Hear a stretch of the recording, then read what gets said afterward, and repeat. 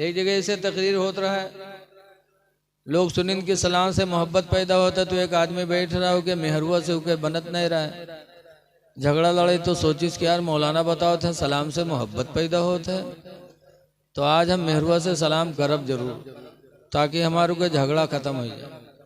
तकरीर सुन के गवा 12-1 बजे रात के गवा मुहारिम ठाड़, अब कहूँ सलाम करत नहीं रहा है तो हिम्मत पड़े नहीं, ठाड़ सोचे, बड़ी देर बाद हिम्मत लगाई तो मुँह खोलिस के अस तक फिर रुक गवा शर्माए, फिर थोड़ी देर सोचा कि उसके बाद आस्तीन समेटिस के आज करब जरूर चाहे जोन हो जाए, मारू होता लड़ाई जाता है। आस्तीन समेट के घर में पहुंचा, मेहरबा से कहते अस्सलाम वालेकुम, औरतिया कहते तोर सब मजाक नीक लागत है लेकिन यूं मजाक तोर हमार नहीं नीक। बताओ बेचारा इतनी मेहनत के बाद सलाम की तो मजाक में हो गया। क्यों? आज घरों में इस्लामी तरीका नहीं। काश बीवी कुरान पढ़ी होती, अल्लाह का हुक्म जानती होती। अल्लाह ताला कुरान में फरमाता है वइज़ा हुय्यितुम बितहिय्यतिन, ऐ ईमान वालो जब तुमसे कोई सलाम करने वाला सलाम करे, फहय्यू बिअहसन मिनहा, तो उससे बेहतर उसके सलाम का जवाब दो। अल्लाह फरमाता उससे बेहतर उसके सलाम का जवाब दो, और बेहतर नहीं दे सकते तो अल्लाह फरमाता औरुद्दूहा, या कम से कम उसी को लौटा दो जो उसने तुमसे कहा है। अस्सलामु अलैकुम कहा है तो बेहतर जवाब दो। बेहतर क्या? वालेकुम अस्सलाम व रहमतुल्लाह व बरकातुहू लगा लो। अगर रहमतुल्लाह बरकातुहू नहीं कह सकते हो तो इतना तो कह ही सकते हो कि वालेकुम अस्सलाम, जो उसने कहा है वो तुम भी कह लो। लेकिन आज इस्लामी हमारे अंदर बेदारी नहीं रही, जिसकी बुनियाद पर आज हमारे घर इस्लाम और सुन्नत से महरूम है। सलाम करो तो मोहब्बत से सलाम करो एक दूसरे के। आजकल तो एक दूसरे के मर्तबे को देखकर लोग जलते हैं, हसद करते हैं। कोई मालदार हो गया तो देख के जल रहे हैं, कोई ओहदा पा गया तो जल रहे हैं, कोई प्रधानी जीत गया तो जलत है। और इतना जली है कि प्रधानी के टेम ऐसे ऐसे रिगु बिरमा खड़े हो जाइए जी, ये कोट न पई इन खड़े हो जाइए। अगर उनका समझा तो कहा हम चाहे जीती चाहे हरी, लेकिन उका फलन वो जीते ही न दे। ये हसद नहीं तो क्या है? हसद नहीं करना चाहिए, किसी से जलना नहीं चाहिए। मुसलमान की पहचान है कि दूसरे मुसलमान को देखकर मुस्कुराए। हजरत अबू बकर सिद्दीक रदी अल्लाह ताला अन्हु एक दिन जा रहे थे, उधर से हजरत अली शेर खुदा रहे थे। हजरत अबू बकर ने हजरत अली को देखा तो मुस्कुराए, हजरत अली अबू बकर को देखे तो वो मुस्कुराए। अब मुस्कुरा के दोनों ने मुसाफा मिलाया तो हजरत अली ने पूछा ए अबू बकर आप मुझे देखकर मुस्कुराए क्यों? तो अबू बकर कहते हैं इसलिए मुझे देखकर मुस्कुराहट आए कि आपके बारे में नबी ने फरमाया है कि क़यामत के दिन जन्नत में जाने का टिकट अली बांटेंगे। तुम्हारा मर्तबा देखकर मुझे खुशी हासिल हुई, मैं मुस्कुरा पड़ा कि तुम्हारा मर्तबा इतना बुलंद कि क़यामत के दिन तुम जन्नत में जाने का टिकट बांटोगे। तो हजरत अबू बकर कहते अच्छा लिए बताओ तुम मुझे देखकर क्यों मुस्कुराए? तो अली कहते हैं मैंने हुजूर से सुना है, हुजूर ने फरमाया है कि अली क़यामत के दिन जन्नत में जाने का टिकट उसी को देना जिसके दिल में अबू बकर की मोहब्बत होगी।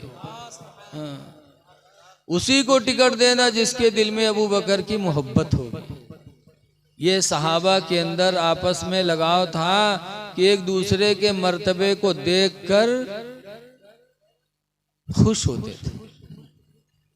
आवाज तो जलते एक दूसरे को देखकर। एक बादशाह रहे उसके दरबार में यहाँ वकील, डॉक्टर, इंजीनियर, आलिम हर तबका के आदमी बादशाह के दरबार में बैठा करते थे, मर्द औरत हिजड़ा सब रात रहे हो। एक मौलाना साहब बैठे रात रहे, कोई दीन के बात होता रहे, मौलाना साहब बता देते रहे। और जब जाए ला गए, आपस में आप लोग बात ना करो बेटा, अच्छा नहीं लगता, बैठ जाओ थोड़ी देर, इन भाइयों में मिलकर बैठ जाओ, ठंडक भी नहीं लगेगी और आपको सुकून भी रहेगा।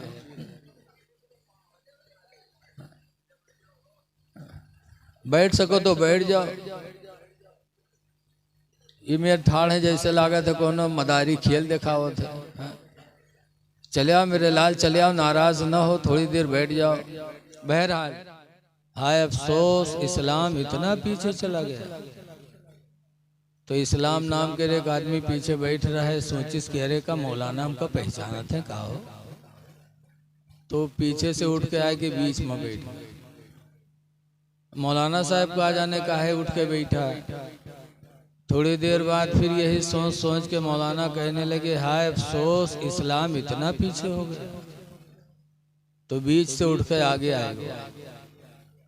थोड़ी देर बाद मौलाना साहब ने फिर यही हालात देख के अफसोस किया, हाय अफसोस, इस्लाम इतना पीछे चला गया। तो खड़ा होएगा कहे इसका मौलाना अब तुमने खोपड़ी बैठ जी, पीछे रहन बीच में, बीच से आगे आए, न भूखा तो पीछे चला गया। हमको लगता है वाकई हमारे इस्लाम अली भाई सुन चुके हैं, इसीलिए ना आगे पीछे ना पीछे बैठे, ये बगल में बैठे। आज नबी की मिलाद की महफिल होती है, इसी महफिलों से इस्लाम जिंदा होता है। हजरत उमर रदियल्लाहु ताला अन्हु ने फरमाया है, मन अनफक़ दिरहमन अला क़रात मौलदिन नबी, जिसने नबी की मिलाद पढ़ाने पर 1 दिरहम खर्च किया। दिरहम इस जमाने में या 300 रुपया समझ लो कहीं। जिसने नबी की मिलाद पढ़ाने पर 1 दिरहम खर्च किया, फ़क़द अहयल इस्लाम, तो उसने इस्लाम को जिंदा कर दिया। महफिलों से इस्लाम जिंदा होता है। ऐ लोगों, आज ये उर्स की महफिल है, उर्स ही है ना किसी। आप लोग बात न करो भैया। देखिए मरते तो सब लोग हैं, लेकिन उर्स उन्हीं का मनाया जाता है जिन्होंने अपनी जिंदगी में अल्लाह और उसके रसूल को राजी किया। उर्स उन्हीं का होता है। और मौत तो सबको आती है, आएगी। अल्लाह ताला कुरान करीम में फरमाता, ऐनमा तकूनु युदरिकुमुल मौत, ऐ मेरे बंदे तुम जहाँ कहीं भी रहोगे मौत तुमको पकड़ेगी। मौत तुम तक आनी है। वलो कुन्तुम फी बुरूजिम मुशय्यदा, अगरचे तुम मौत से बचने के लिए किसी मजबूत कोठरी में बंद हो जाओ, फिर भी मौत तुम तक आएगी। हजरत सुलेमान अलैहिस्सलाम का जमाना था। एक शख्स मलकुल मौत के पास, एक शख्स हजरत सुलेमान अलैहिस्सलाम के पास हाजिर हुआ और कहने लगा, अल्लाह के नबी, वो मलकुल मौत खड़ा है, घूर घूर के मुझे देख रहा है। आप हवा को हुक्म दे दो कि हवा मुझे उड़ा के हिंदुस्तान में डाल दे, ताकि मलकुल मौत मेरी रूह न निकाल पाए। सुलेमान पैगंबर हवा की भी बादशाह थे, जिन्नातों की भी बादशाह, चरिंद परिंद के बादशाह, इंसानों के बादशाह। इको बंद कर दो भैया। कहा हवा को हुक्म दे दो कि मुझे उड़ा, ताकि मेरी निकल पाए। सुलेमान अलैहिस्सलाम ने हवा को हुक्म दिया तो उस आदमी को हवा ने उड़ा के हिंदुस्तान में डाल दिया। तब मलकुल मौत सुलेमान अलैहिस्सलाम से कहते हैं कि अल्लाह के पैगंबर आपका बहुत एहसान हुआ। कहा क्यों? कहा अल्लाह ने मुझे हुक्म दिया था कि इसकी रूह हिंदुस्तान में निकालना, और जब मैं आया तो हिंदुस्तान से बाहर था। मैं परेशान था, इसकी रूह निकालूं कैसे? हुक्म इलाही है हिंदुस्तान में निकालने का, और ये बॉर्डर से बाहर है। आपने हिंदुस्तान पहुंचा दिया, अब मेरे लिए आसानी हो गई, अब उसकी रूह निकाल लूंगा। मलकुल मौत आए और उसकी रूह निकाल लिया। इंसान को पता नहीं है कि कहाँ मौत आएगी। इसीलिए अल्लाह ताला कुरान करीम सूरह लुक़मान में फरमाता है, मा तदरी नफ्सुन बिअय्यि अर्दिन तमूत। किसी जान को पता नहीं कि कहाँ उसको मौत आएगी। बहरहाल मौत का फरिश्ता हम तक तुम तक आएगा। अब हमारे तुम्हारे यहाँ मौत का फरिश्ता आता है, हमको आपको पता नहीं चलता।